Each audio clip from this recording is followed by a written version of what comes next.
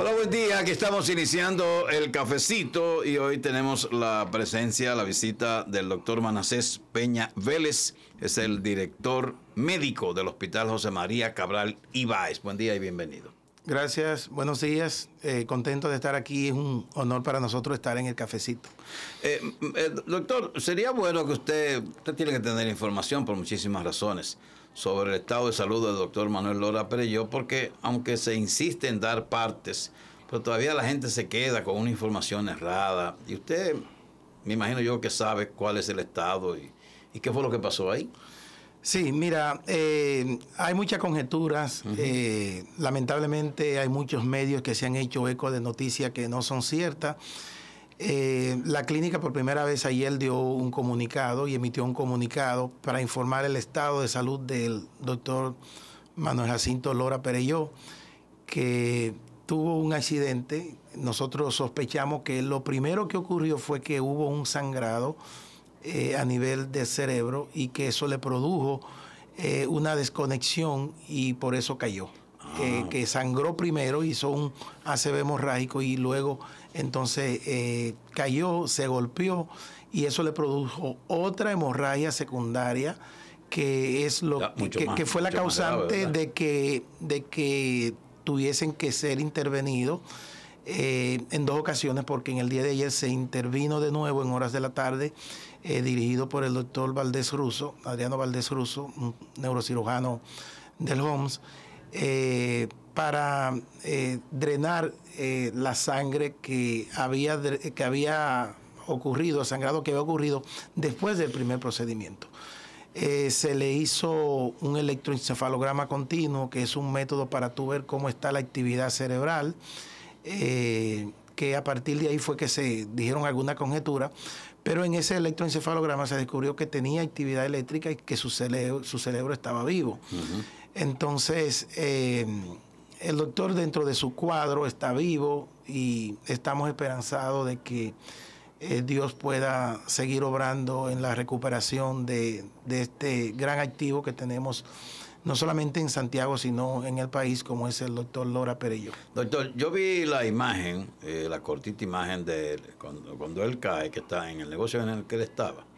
Y algo que me pareció sorprendente es que cuando él cae, ¿verdad?, cae de espaldas, se golpea el cráneo, pero también hubo un movimiento, quizá involuntario, en el que él vuelve como a subir y vuelve y cae y se golpea nuevamente. Lo que pasa es que al caer de una altura rebota un poquito y cae de nuevo. Y se da de nuevo. Yo vi también el video. El asunto es que parece que él estaba en un murito, no estaba directamente en el piso, sino en un murito que hay en la heladería donde él estaba. Y quizás el hecho de estar en el murito es lo que hace que se vaya hacia atrás por la zona de declive que existe. Quizás si no hubiese estado en ese muro, él pudiese haberse ido hacia adelante en el momento de darle el evento. Pero como estaba en una zona más alta, generalmente el cuerpo tiende a irse hacia atrás y eso hizo que cayera y que luego rebotara y entonces que se ve como si... ¿Cuál es su especialidad? Yo soy experto en imágenes médicas. Ok, o sea imágenes. Preguntarle mucho sobre eso, pero me gustaría, quizá usted sabe, ¿por qué ocurre ese evento que él sufrió? Los eventos cerebrovasculares pueden darse de dos tipos. El isquémico, que es cuando falta sangre a una área del cerebro porque se obstruyen unas venas por un coágulo, por una bolita de grasa. Y el hemorrágico, que es cuando se rompe un vasito y la sangre sale hacia el exterior del cerebro. Entonces, en el hemorrágico participan varios factores. O que tú tengas una malformación arteriovenosa, que es lo que nosotros llamamos aneurisma, que es un abombamiento de la arteria se abomba, y así como se abomba una vejiga, mientras más se abomba y más presión hay, más riesgo hay de que se explote. Es uno. El otro es que tú estés tomando anticoagulante porque ya tú hayas tenido un evento isquémico De ahí a que nosotros orientamos siempre a la población de que si tú no has tenido un infarto previo, si tú no has tenido una angina de pecho, si tú no tienes una alteración de la coagulación, no es favorable tomarse una aspirina diario, porque eso te predispone a un sangrado espontáneo, ya sea a nivel gastrointestinal o a nivel cerebral. Entonces el hemorrágico puede ocurrir también por eso, pero puede ocurrir también porque los niveles de presión sean tan altos que los vasos pequeños del cerebro no aguanten la presión y se rompan, porque la presión no es más que la fuerza que tiene que hacer el corazón para vencer la resistencia al paso de la sangre que te dan los vasos sanguíneos. Si tú tienes unos vasos muy estrechos, si tienes unos vasos que están llenos de colesterol, el corazón tiene que aumentar la presión para vencer esa resistencia que te da esa arteria, esa vena que está llena de grasa y que no te quiere permitir el paso de la sangre. Y eso también hace que se pueda romper y que tú puedas sangrar a nivel cerebral. Digamos que esos son los factores médicos, pero sí, que puede ser detonado por múltiples factores, digamos que cotidianos en este caso. Claro, el estrés generalmente sube los niveles de presión arterial. Una rabieta te puede subir los niveles de presión arterial. Cuando tú aumenta la frecuencia cardíaca. Pero en las condiciones que se da con el doctor, que estaba en una condición de tranquilidad, que no tenía, estaba comprando un heladito, nosotros pensamos que hubo un sangrado secundario al uso del estar antiagregado, estar tomando antiagregantes plaquetarios, que son la aspirina, el clopidogrel y otros fármacos que tenemos en el mercado. O sea, porque tiene un historial ya, aunque es cardiólogo, ¿verdad? Sí, parece que tiene un historial, que él tomaba esos medicamentos, y cuando tú estás tomando esos medicamentos, ese riesgo aumenta. Y cuando tú tienes un trauma, los riesgos de sangrado se triplican, porque cuando tú estás tomando medicamentos antiagregantes, uno le dice al paciente, usted no se puede cortar, tiene que tener cuidado. Si usted se va a poner una inyección intramuscular, intraglútea, por el brazo, por los glúteos, usted tiene que tener cuidado, porque esa inyección pudiese provocar un sangrado que sea incontrolable de parar por el hecho de estar tomando anticoagulantes. Sí, se toman las previsiones, incluso si va a tener alguna intervención hasta en los dientes, hay alguna muela, hay que suspender por 72 horas, 96 horas antes el medicamento para evitar ese riesgo de sangrado incontrolable, que ha sido el principal problema que hemos tenido con el doctor, que incluso hemos tenido que ponerle factores de coagulación porque el sangrado es masivo. Pero ya se detuvo el sangrado. Ha mejorado. Está ver qué pasa hoy con la tomografía control, porque ayer en la control que se le hicieron se descubrió que seguía sangrando, que seguía acumulando sangre, y es por eso que se toma la decisión de reintervenirlo. Bien, vamos a colocar unos mensajes para la continuación del cafecito de hoy. No se muevan.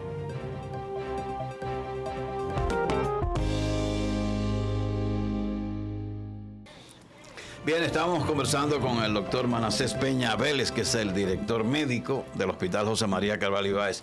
¿Usted tiene algo más? Sí. Sobre todo vinculado al tema del hospital, ya pasando, digamos, que la página... no tiene nada más sobre Lola Perelló. No, y con la tranquilidad de que está siendo atendido y de que hasta el momento, aunque sea un pronóstico reservado, todos confiados en que todo salga bien y lo que haya que hacer está siendo atendido por las mejores manos, y eso para nosotros siempre va a ser importante porque es una persona de la casa. Pero, doctor, aprovechando su presencia aquí, usted es el director médico del Hospital José María Cabral Ibáez, un punto de convergencia de toda la región. De alguna manera, a pesar de la intervención en infraestructura, son hospitales que arrastran deficiencias. ¿Cuál sería en este momento esa necesidad prioritaria de un centro tan importante como el José María Cabral Ibáez? Mira, lo más imperante y lo que más nos preocupa a nosotros es el poco espacio que tenemos en base a la alta demanda de servicios en nuestro hospital. Diario nosotros tenemos y estamos teniendo problemas con la cirugía selectiva, porque la cantidad de pacientes que nos llega vía emergencia con trauma y que ameritan ser intervenidos quirúrgicamente no nos permiten tener espacio ni en cama ni en quirófano para operar lo que ya están programados y que se le hace su cita para ser operado. Señores, es que de 506 camas nos entregan 248 camas y entonces una población cada vez más creciente, más demandante de servicio y unas provinciales y unos hospitales provinciales que no tienen una capacidad de resolución, lo que hace que nos carguen a nuestro hospital. Vamos a aclarar eso, doctor. Usted dice que hay capacidad para 506 camas en infraestructura. Que teníamos antes 506 camas. Después de la remodelación, solo quedan porque antes habían habitaciones de 4 camas. Ajá. Ahora las habitaciones son de 2 camas. Entonces, tenemos menos espacio. Cuidado intensivo con 12 camas nada más. Y muchas veces nos llegan pacientes que tienen que ser atendidos como si estuvieran en cuidado intensivo, pero fuera de la unidad de cuidado intensivo. Entonces, nosotros necesitamos espacio. Yo creo que porque la cantidad de médicos que tenemos es mucha. Nosotros tenemos 270 médicos especialistas y 269 médicos que se están formando haciendo su especialidad en el hospital. O sea que hay 500 y pico de médicos. 500 y pico de médicos. Y tenemos 45 consultorios para las consultas. Si yo quisiera que todos mis médicos fueran diarios de consulta, yo no tengo consultorio disponible para que vayan. ¿Y por qué entonces, doctor? Porque también hemos recibido las informaciones de que centros como el recién inaugurado de San José de las Matas requiere de especialistas para descongestionar justamente, pero son los mismos especialistas que no les resulta atractivo irse a ese tipo de lugares. Pero aquí tenemos una escasez de espacio, no dan abasto, no trabajan las horas que deberían trabajarlo. ¿Y por qué no hay un lineamiento que otorgue responsabilidad? No voy a decir que obligue, pero que responsabilice para atender esos otros Mira, centros. Lo que pasa es que nosotros como dominicanos no nos hacemos la idea de trabajar fuera del área donde vivimos. Tú ves que en otros países las personas toman un metro y viajan 2 horas y 3 horas para ir a trabajar. Pero tú le dices a una gente que lo vas a nombrar en Moca y dice, Moca, eso está a media hora de aquí. No. San José de las Matas, ¿cuánto tiempo se tomaría a San José de las Matas? 40 minutos. Sin embargo, tenemos 5 salas de cuidado intensivo en San José de las Matas, equipadas con ventiladores y con todo, y no hay intensivistas que quieran ir. Yo pienso que el gobierno debiera formar estos médicos como hacen otros países. Mira, no hay plaza para cuidado intensivo. Yo te voy a dar una plaza para cuidado intensivo, pero tú me tienes que trabajar 5 años donde yo te mande. Y así lo hicieran y se debieran. O sea, tú hacer un compromiso con los que no ganaron, que concursaron, que quieren hacer la especialidad, pero no ganaron, y decirle, te voy a abrir una plaza, pero te me tienes que ir 5 años a Montecristi, a Santiago Rodríguez, que no tengo intensivistas allá. Y creo que habrá que crear un mecanismo para nosotros incentivar a que estos pueblos tengan los especialistas necesarios y puedan recibir las atenciones en esas infraestructuras que se han creado para que el paciente no tenga que salir de San José de las Matas. Y le den también facilidades al propio médico. Y al médico. Incentivos su incluso. Hospedaje. Su vivienda, exactamente. Estemos todo conscientes de que a cualquier profesional de la medicina o cual que sea, tú le dices, tienes que irte a vivir a Dajabón y no va a ser atractivo en términos de que probablemente no hay escuelas para los hijos, no hay condiciones, pero no debe ser tan difícil establecer por ley condiciones que te permitan equipar esos hospitales, porque ¿para qué está la inversión? Si solo se queda el edificio vacío como lo que está ocurriendo en San José de las Matas. Así es, así es.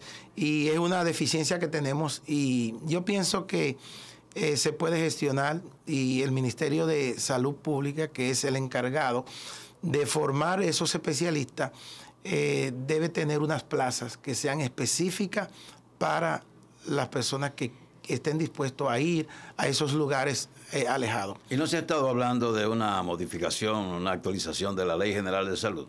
Sí, sí. Incluso el anterior ministro, que ahora fue electo senador, uno de sus proyectos es precisamente una reforma a esa ley que debió reformarse 10 años después. O sea que debió hacerse una reforma en el 2013 de la ley y no se ha hecho.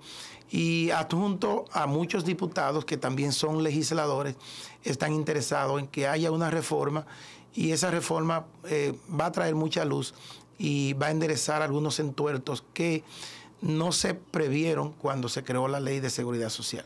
Manassés, tú tienes una trayectoria importante en el tema, en el sindicalismo, en el gremialismo.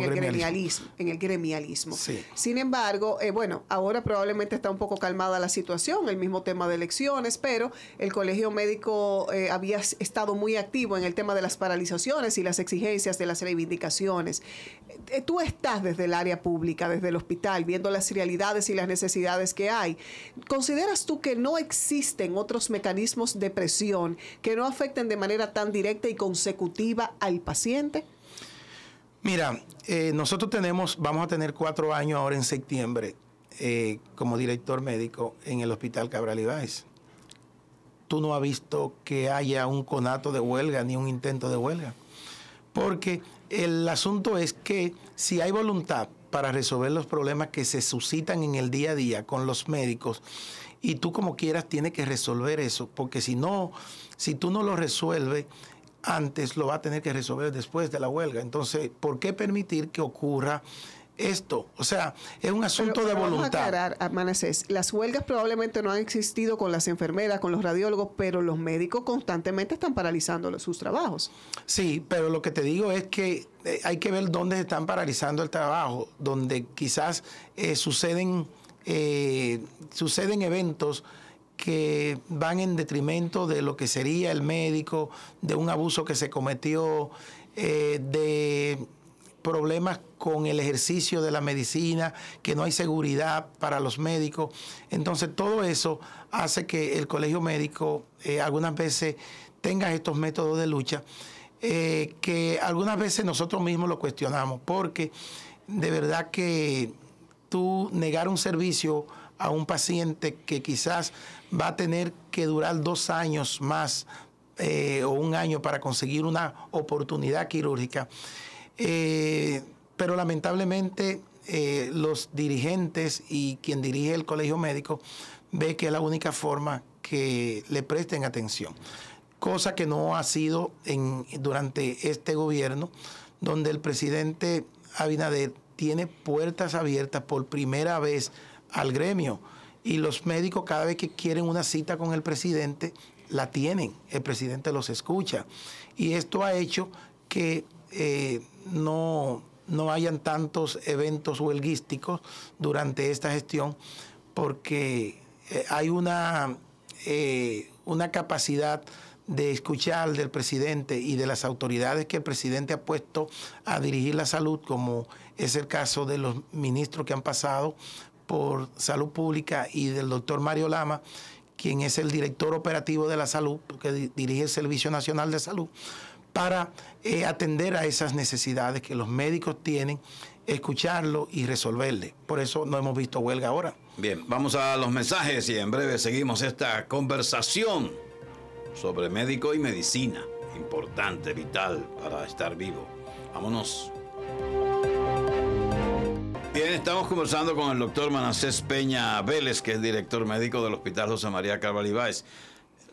Los médicos van a vivir y están ya sufriendo temas que son importantes. Por ejemplo, el caso de las demandas. Bien. Tanto a médicos como a hospitales y clínicas. Pero en el caso que a mí más me preocupa es el poco interés que muestran la mayoría de los médicos en asistir a congresos a actualizarse y la no puesta en vigencia permanente de la ley de recertificación médica. Sí, mira, es importante eso. La recertificación no ha tenido los avances y no ha tenido el impacto que debe tener en el gremio de la salud dentro de los médicos. Porque hay muchos médicos que se capacitan, que van a congresos, que se mantienen actualizados, pero probablemente un 50%, un 60% no lo haga. Y al no hacerlo, no adquiere o no se actualizan con los conocimientos y la competencia necesaria para ver qué es lo que se está haciendo en otros países que sí tienen regulado que cada 5 años el médico pueda recertificarse, y es como tú puedas tener una seguridad de que ese médico está actualizado, que sus tratamientos, su terapéutica están bien actualizados.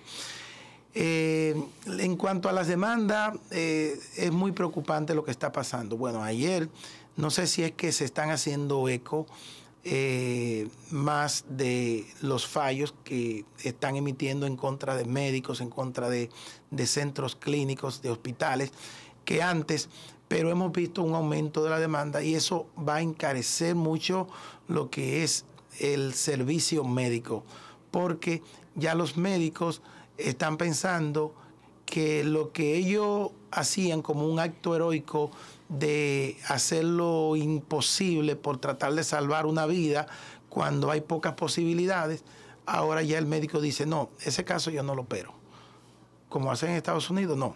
Usted puede buscar una segunda opinión, usted quizás puede encontrar un médico que se arriesgue a hacer esa cirugía, pero yo no la hago.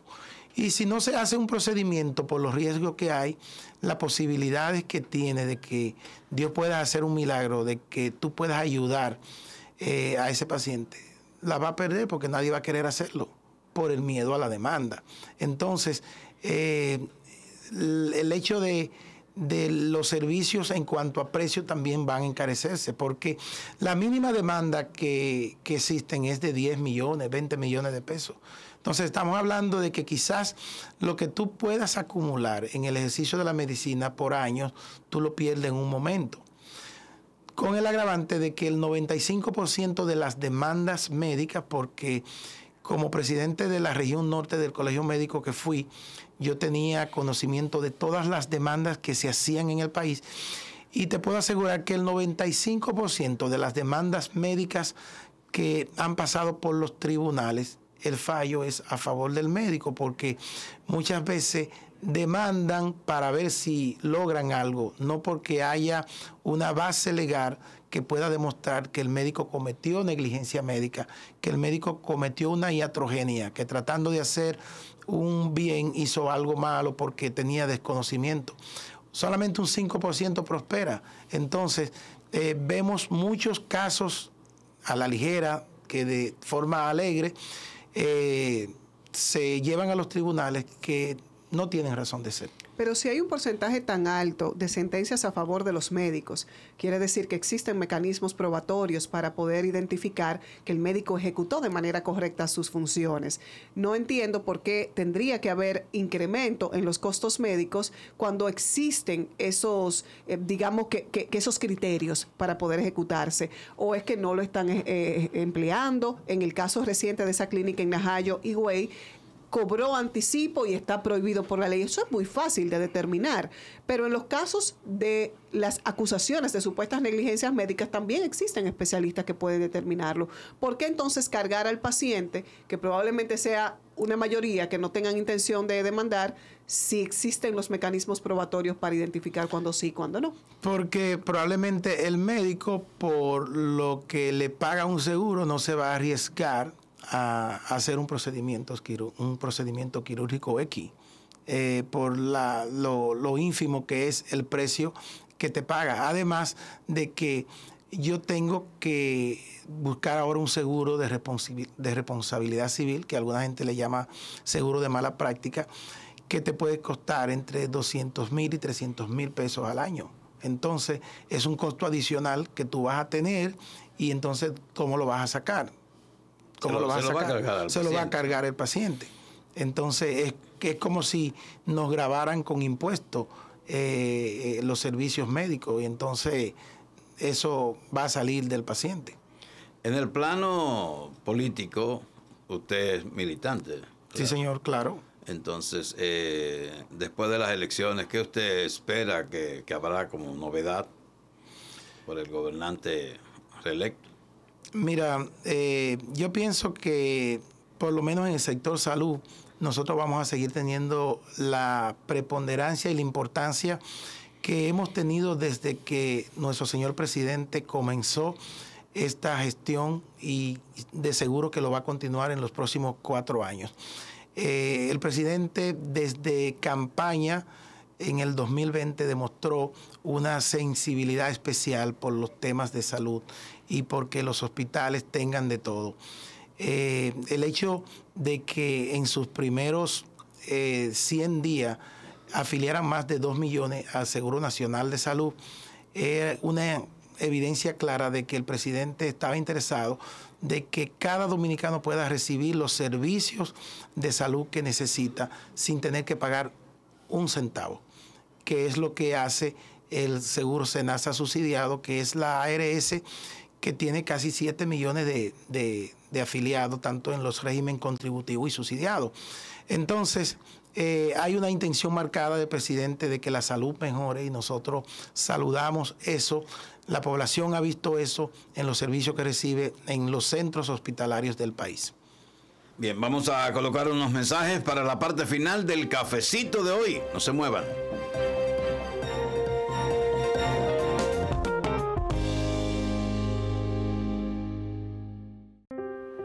Bueno, estamos ya a los minutos finales y conversamos con el doctor Manasés Peña Vélez. Él es médico radiólogo y dice aquí que es pasado presidente del Colegio Médico.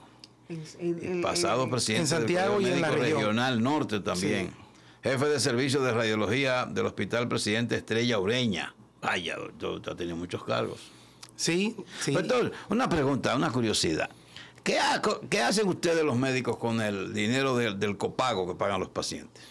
Copago, ya sí. Eso no pagan, los pacientes no hacen, no. Pero, o sea, a nivel público no. Público, a privado. A nivel privado. Bueno, pero que usted en su condición de radiólogo no creo yo. No, nosotros los radiólogos, por lo general estamos amparados bajo el código sombrilla que tienen las clínicas y ya nos pagan los servicios por cada paciente que vemos, pero nosotros no le facturamos directamente a la ARS, sino que a nosotros nos pagan las clínicas. Nos paga la clínica. ¿Y los pacientes tampoco le pagan a usted? No, a nosotros nos pagan. Bueno, si vamos a hacer algún procedimiento o tú vas a ver un paciente en horas de la madrugada, hay un copago de 500,000 pesos que te dan a nosotros como radiólogos por ese servicio extra fuera de la hora de servicio. 500,000. 500 pesos o 1,000 pesos. 500 o 1,000 pesos que nos dan como yo pensé que era algo mensual. No, por cada paciente les dan generalmente al sonografista o al radiólogo que va a haber una tomografía o que va a haber un estudio en un paciente en la madrugada, que es como un copago.